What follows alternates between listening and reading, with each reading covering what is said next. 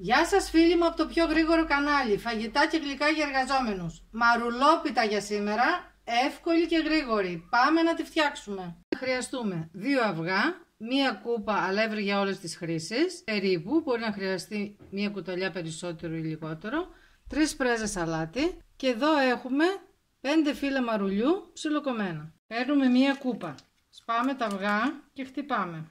Ρίχνουμε 3 πρέζες αλάτι, το μαρουλάκι. Βάζω και χέρι τώρα. Αρχίζουμε και το αλεύρι και ζυμώνουμε. Μαρουλάκια έχουμε όλη αυτή την εποχή.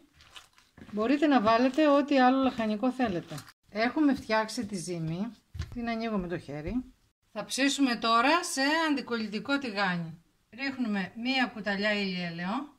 Μπορείτε αν θέλετε και ελαιόλαδο. Έχει κάψει το τηγάνι και βάζουμε την πιτούλα. Έτοιμη, την έχουμε ψήσει και από τις 2 πλευρές. Για να δούμε. Τόσο γρήγορη, τόσο εύκολη και νόστιμη. Ένα γεύμα σε ελάχιστο χρόνο. Κάντε μια εγγραφή για να μην χάνετε καμιά νέα συνταγή. Φιλιά, γεια σας!